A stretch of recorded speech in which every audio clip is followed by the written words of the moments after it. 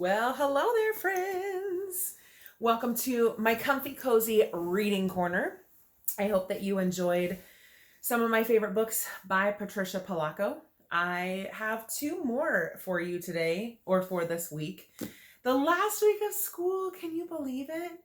I know, it's actually really hard. Normally, during this time, I would find myself excited for the summer, and I'm like, I'm not sure where I am. So I would like for you guys to follow along with me as I read my book by Patricia Polacco called John Philip Duck.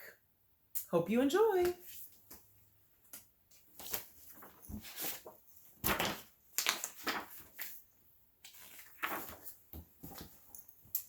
In memory of Robert McCloskey, an inspiration to me since I was a child. Edward was a sweet boy who lived with his family on a small farm just outside of Memphis in the foothills of Tennessee. Times were hard. There was a depression on and money was super hard to come by. Even though Edward was just a lad, he and his father worked at the same hotel in Memphis. During the work week, they stayed at the hotels, but on the weekends, they went home.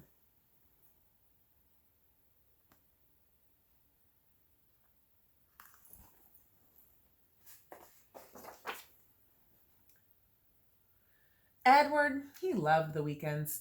He and his family all gathered around the old radio in the parlor and listened to grand music. Edward especially loved hearing the brass bands play marches by John Philip Sousa. It made Edward dream about wearing a snappy uniform with shiny brass buttons. Someday I'm going to have a uniform just like that. You'll see, he'd say as he marched around the parlor to the lovely music.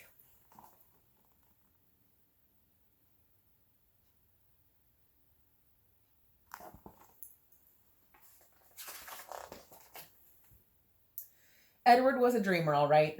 One time, right in the middle of chores, right there on the farm, he stopped and looked up in wonder. Wild ducks were calling and were flying in perfect formation. Ain't they grand, Pa? Look how they fly in perfect V's. Look how their faller in the leader. See that one in the point on the V? Man, he secretly wished he could be with them, just to touch them feathers and look at them real close like.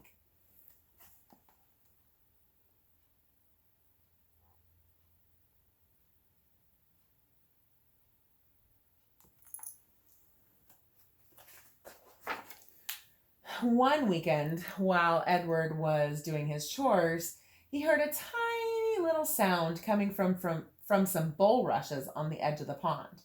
When he looked, there it was, the tiniest, scrawniest little duckling he had ever seen. A wild one left shivering from the cold. Edward scooped it up in his hands. He couldn't see its mother anywhere. He slipped it into his shirt so it could be next to his warm skin.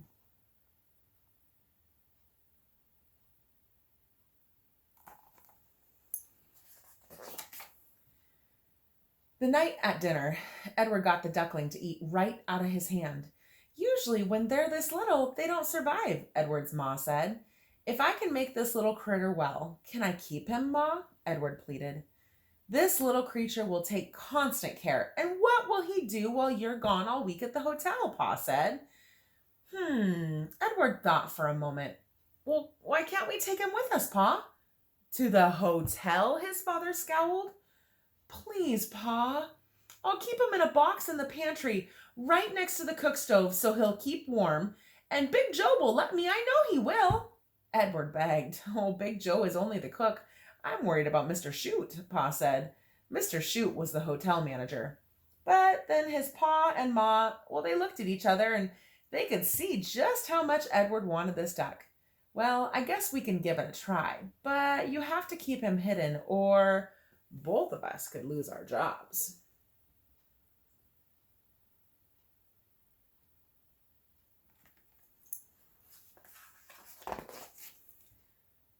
Now, Frank Shute was a huge man. He was the general manager of the hotel, and he ran a tight ship, and his word was law. His big booming voice echoed down the hallways as he inspected his staff, but He was always really fair. Edward sneaked his little duckling into the pantry next to the stove where he and Big Joe, the cook, could look after him. Of course, after a time, all of the hotel staff came into the kitchen just to see how the little fellow was doing. Everyone swore to keep the little duck a secret from Mr. Shute. Although Edward took him home on the weekends, the duckling soon became a fixture in the kitchen. And pretty soon, he would hop out of his box and, well, he ventured down the hallways. Right there is Mr. Shute.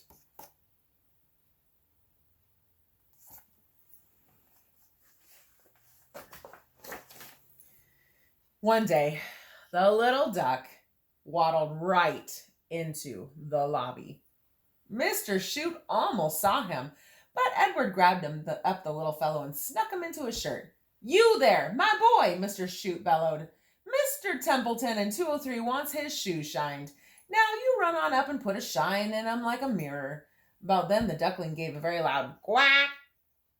Mr. Shute narrowed his eyes and came right up to Edward. "What was that you just said?" he barked. One of the bellman started to cough loudly. "Oh, that was me, sir. My pardon, sir." Mr. Shute glowered at him for a moment. "Well, you take care, Bingham, take care," he called out as he harumphed away. After that close call, everyone who worked at the hotel took turns keeping the little duckling out of Mr. Shute's way. It was their little secret.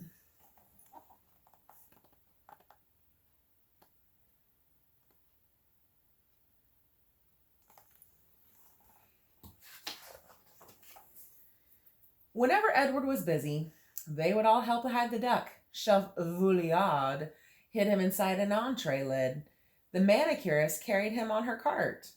The valet kept him underneath his hat. The front desk crew kept him in a vacant key box. The doorman kept him in his pocket. Everyone fell in love with the little duck.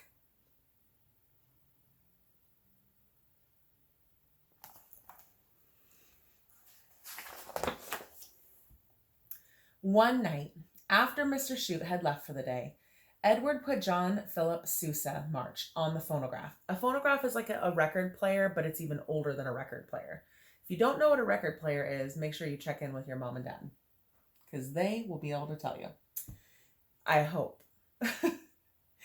"Watch," Edward said to the staff. "All I have to do is tap this stick on the floor, and he'll do what I taught him to do." Edward tapped twice, and the little duck turned around and around. 3 taps, and the little duck marched up and down the lobby hall. 4 taps, and the little duck stood as still as a statue. Edward tapped out a pattern, and the little duck hopped right into the lobby fountain. He did 1 or 2 tricks right there as Edward tapped his stick. Then he tapped again, and the little duck hopped out of the fountain and down the hall. "Amazing!" everyone exclaimed. "He marches as proper as John Philip Sousa himself," someone said. Edward stopped. "That's it! That'll be his name, John Philip Duck." And everyone laughed.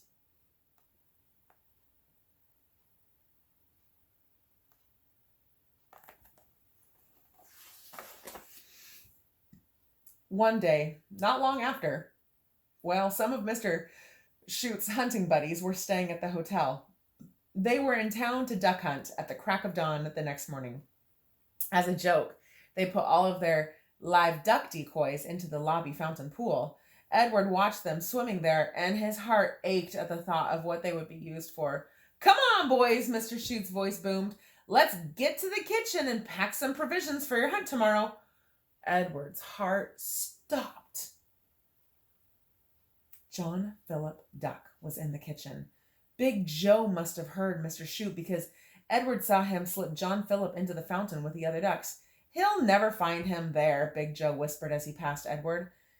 All that evening, every time Edward tried to get John Philip Duck out of the fountain, Mr. Shute seemed to be there with his hunting buddies.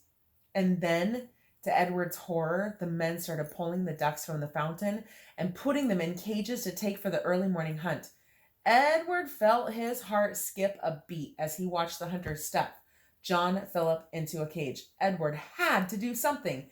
"Wait, please," he finally called out. "One of them ducks is my pet."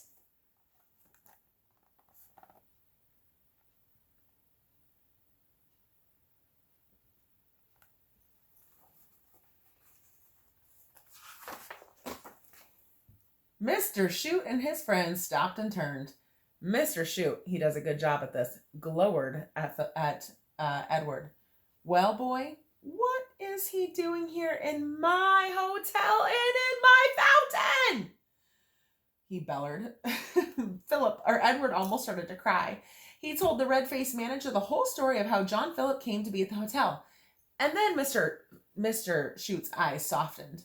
Please, sir, let me show you the tricks that John Philip can do, Edward pleaded as he took his duck out of the cage. All right, boy, let's see.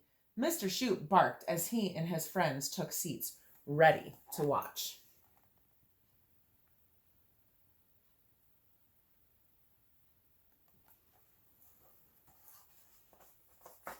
Ooh. Edward turned on the music. It was a Sousa march, and John Philip was the best form he had ever been. He did every trick without a hitch. He marched to and from the fountain. He hopped in and out of the fountain on command, just as Edward had taught him. When John Philip was done, he waddled right up to Mr. Shoot, cocked his head in the air.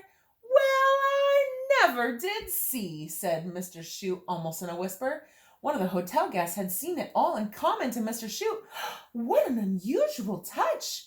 A well-dressed lady cooed, ooh, I've never seen in all of my world travel a hotel with live ducks swimming in the lobby fountain. Wonderful, simply wonderful.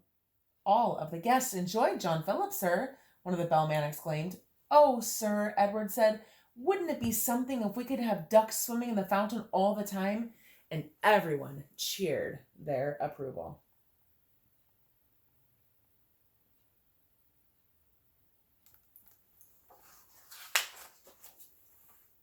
Mr. Shoot, I could teach all of them very ducks to do tricks and march in and out of the fountain. He pointed at the hunter's ducks.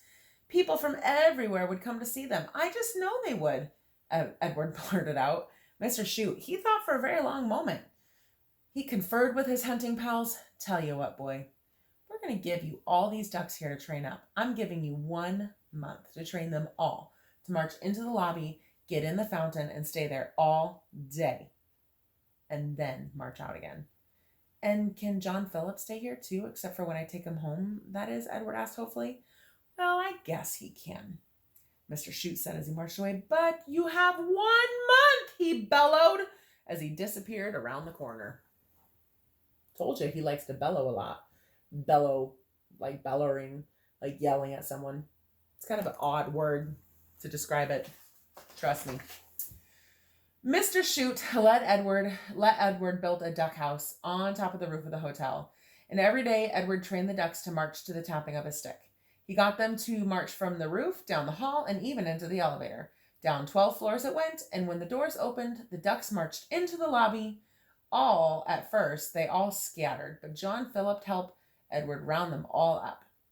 Finally, Edward got them all to march to the fountain, go up 3 steps that he had made, and plop into the water. But they hopped out and waddled around the lobby again.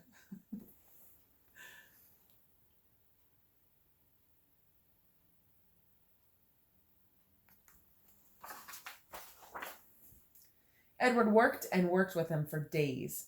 At last, he got them trained to stay in the fountain all day. In good time, too, because his month was up the very next day. It was a Friday afternoon at 3 p.m. Mr. Shoot and many hotel guests were already seated in the lobby waiting. Edward was very serious. He took the elevator up to the roof to get the ducks. John Philip led them all down as usual. They marched into the elevator as usual. Those 12 floors seemed to take forever. But when the doors opened to the lobby, Edward could see Mr. Shoot, and he looked stern. Edward then noticed that the bellman had rolled out a red carpet to the fountain. They had placed velvet ropes on either side of the carpet, and all of the staff winked at him. Then Edward heard a brass band playing John Philip's Sousa March. His own pa had put on the record. He looked so proud, but maybe a little bit worried, too.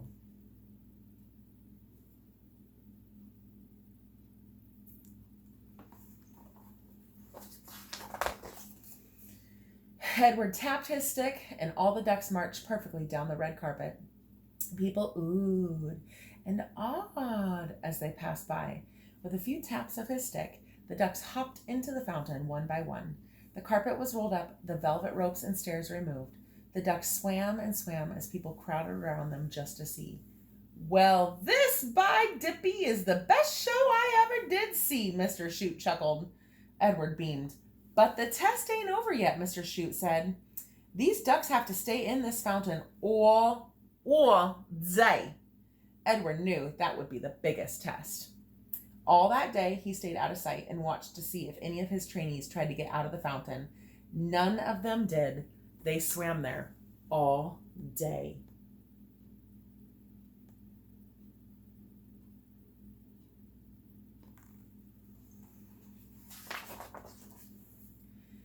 Then, at 5 p.m., the red carpet was rolled out again, the velvet ropes and the steps put in place, the elevator opened, and Edward tapped his stick, and the ducks jumped out of the fountain one by one. They marched up the red carpet again to John Philip Sousa March, and then waddled into the elevator, rode up to the roof, marched into their duck house. We did it, Edward whispered to all the ducks as he fed them their favorite mash. John Philip quacked loudly as if he were proud too. None of this would have happened if I hadn't found you, Edward said softly as he petted John Philip's head.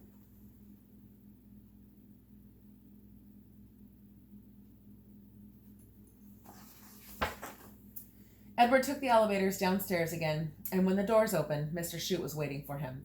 All the staff was gathered in the lobby with him, Edward's pa, too. Mr. Chute cleared his throat. We found this here uniform especially for you, my boy. What you did we reckoned would be near impossible, but you did it, and I stand corrected. Well done, son. Well done. Then Mr. Chute handed Edward a splendid uniform with 2 rows of brass buttons and a grand cap. I hereby declare you Edward Pembroke, official duck master of the Peabody Hotel. Everyone cheered. Edward's dream had come true. He'd wear that wonderful uniform with the brass buttons and march to John Philip Sousa and be near his beloved ducks.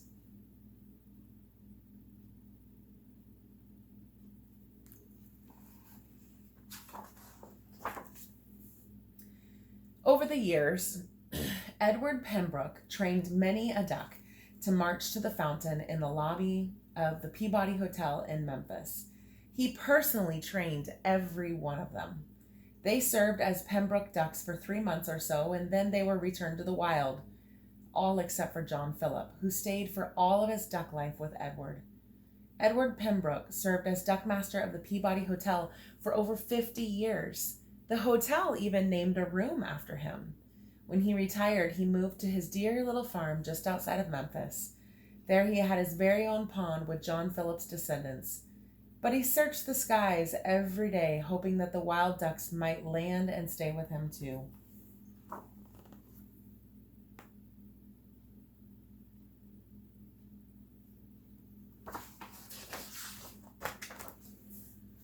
But they always flew over and disappeared into the horizon until one day. It was said that on that day, as Edward was sitting by his pond, a John Philip Sousa march came onto his radio. He turned it up as loud as it would go, and then stood up, put on his hat, and at that very moment, flocks of wild ducks flying overhead rolled out of formation, circled, and landed. They marched right up to him and cocked their heads. They came and came by the hundreds, his graduates all.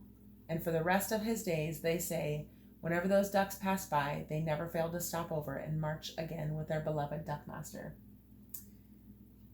This is a fictional story of a young man who dared to bring his pet duck to the marbled hallways of the famous Peabody Hotel. And it was inspired by the legend of Peabody ducks and by the personnel of the Peabody, who found a truly original role for the first duck and all of its mates ever since, a role that has lasted over 60 years. Pretty awesome. Anyways, that is the end of John Philip Duck. I hope that you enjoyed.